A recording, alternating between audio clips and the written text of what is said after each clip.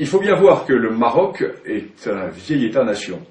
Vieil État-nation, une simple référence permettra de mettre en évidence cette idée. Quand Hugues Capet est élu roi de France en 987, la monarchie marocaine a déjà quasiment 2 siècles d'existence. Donc c'est un vieux royaume, un vieil empire, et ce vieux royaume, ce vieil empire, a été très largement amputé pendant la période coloniale. Le Maroc était en décadence au XIXe siècle, et il a été amputé à l'est et au sud. Amputé à l'est très largement par la France, lorsque la France a constitué l'Algérie. Et la France a poussé vers l'ouest les frontières de l'Algérie, et ce faisant, les frontières du Maroc ont reculé. Et le Maroc a été ensuite très largement amputé vers le sud.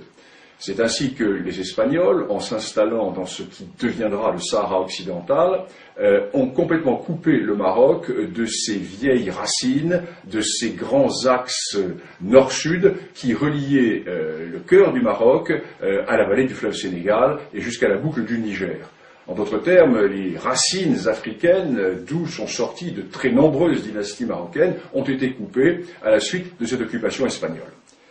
Et lorsque l'indépendance du Maroc a été reconnue par la France et par l'Espagne, en 1956, le Maroc s'est retrouvé dans ses frontières coloniales. Un contentieux a éclaté avec l'Algérie, car il faut bien voir que toute une partie de l'Est marocain de l'Est marocain était rattachée à l'Algérie, et jusqu'à la région de Colombéchar. Colombéchar est une localité qui était historiquement marocaine. De même Tindouf. Et restait au Maroc à récupérer toute la partie sud qui était territoire espagnol, Sahara occidental. Les Espagnols hésitaient à donner l'indépendance à la région, et les Espagnols ont traîné les pieds. Ce qui fait que le roi du Maroc, Hassan II, s'est tourné vers la Cour internationale de justice et a posé la question suivante, quels étaient les droits historiques du Maroc dans ce Sahara occidental?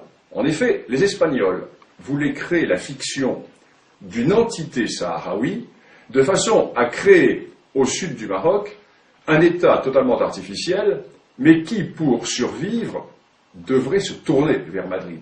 Donc, les Espagnols comptaient rester par le biais de cet État fragile, dépendant de l'Espagne. Quant à l'Algérie, qui a toujours nourri une certaine, je ne dirais pas une certaine jalousie, le terme serait trop fort, mais une certaine envie vis-à-vis du Maroc. Pourquoi? Ben, nous sommes là au cœur de la grande question du Maghreb. Il y a un État-nation dans le Maghreb, c'est le Maroc. La Tunisie également. Mais l'Algérie n'a jamais existé. L'Algérie est une création française. Lorsque la France arrive en Algérie, l'Algérie est une dépendance turque, totalement dissociée. Historiquement, il n'y a pas de nation algérienne. Il y a certes un royaume de Tlemcen, il y a certes des entités ici ou là, mais il n'y a pas d'État algérien. Et l'Algérie a toujours nourri vis-à-vis du Maroc une sorte de complexe d'infériorité.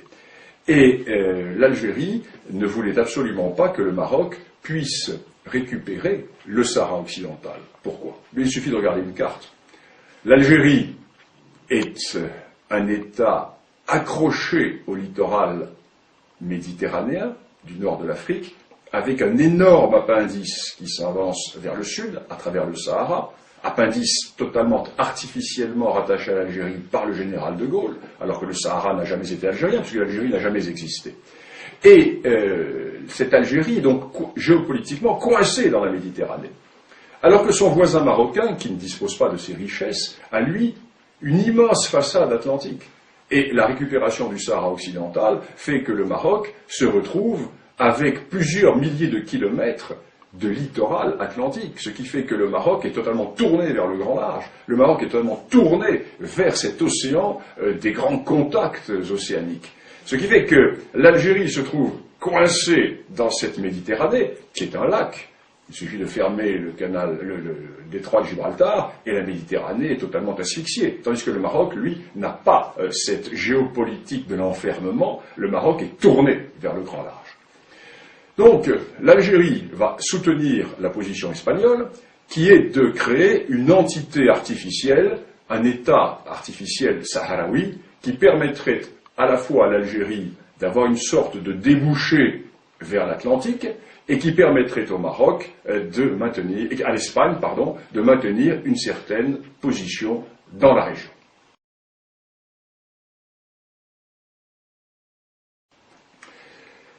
Historiquement parlant, la revendication marocaine est absolument incontestable. Elle est incontestable pourquoi? Parce que 5 des dynasties marocaines sont sorties du Sahara occidental ou du Grand Sud saharien. C'est un premier élément. La première de ces dynasties, c'est celle des Almohavides. Les Almohavides qui vont du fleuve Sénégal jusqu'au centre de l'Espagne constituaient ce que l'on a appelé l'empire des deux rives, qui était un empire marocain. Je ne vais pas rentrer dans le détail des dynasties marocaines, mais la plupart des dynasties viennent du Grand Sud. Deuxième élément, nous avons les réalités qui étaient les réalités économiques et politiques. Toute la vallée du fleuve Sénégal, la vallée du fleuve Niger, la boucle du Niger, était tournée vers le Maroc. N'oublions pas qu'au XVIe siècle, Tombouctou était une ville marocaine. La prière à Tombouctou était dite au nom du sultan du Maroc. Le pachalik de Tombouctou était un pachalik marocain. N'oublions pas également que les grandes routes transsahariennes qui permettaient de mettre en relation le monde ouest africain avec le monde méditerranéen étaient sous contrôle marocain et aboutissaient dans les grands marchés du sud du Maroc.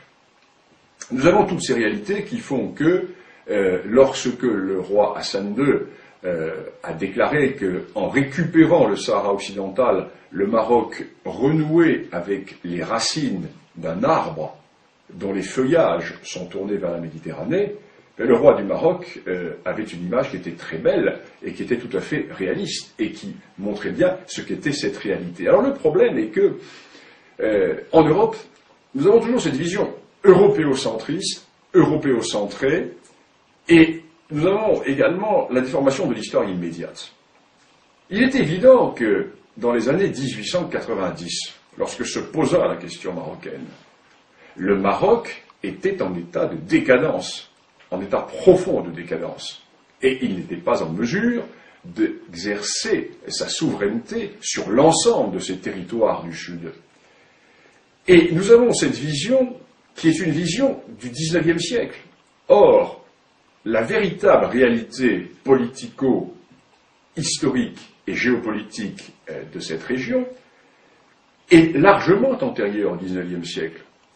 Ce qui fait que si nous faisons un peu d'histoire, et c'est l'intérêt de cette discipline, si nous faisons un peu d'histoire, nous constatons que, par le passé, le Maroc, effectivement, avait des droits qui s'étendaient, j'allais dire, bien au-delà du Sahara occidental, qu'il a récupéré depuis 35 ans, car, sans déplaire à nos amis mauritaniens, nous devons également reconnaître que la Mauritanie n'a jamais existé, et que la Mauritanie actuelle a été, du moins dans sa partie nord, très largement une dépendance marocaine jusqu'au début du XIXe siècle, puisque les émirs des tribus du nord de la Mauritanie étaient investis par le sultan du Maroc. Alors nous sommes là dans une réalité tout à fait intéressante qui fait que le Maroc, puissance continentale, se retrouve être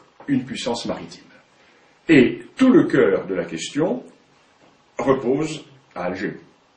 Car il n'y a de question du Sahara occidental que parce que l'Algérie n'accepte pas, elle n'ose pas le dire ouvertement, tout simplement parce que l'Algérie n'accepte pas de voir que son voisin occidental, que son voisin marocain, se retrouve doté d'atouts géopolitiques considérables qui vont faire, dans le siècle à venir, le Maroc va avoir un rôle tout à fait déterminant dans la géopolitique de cette partie de l'Afrique, alors que l'Algérie, en dépit de ses richesses découvertes par la France au Sahara, n'est qu'un État enclavé dans cette Méditerranée qui n'est qu'une sorte de grand lac Léman par rapport à cet océan Atlantique qui est la mer de contact avec tous les océans du monde.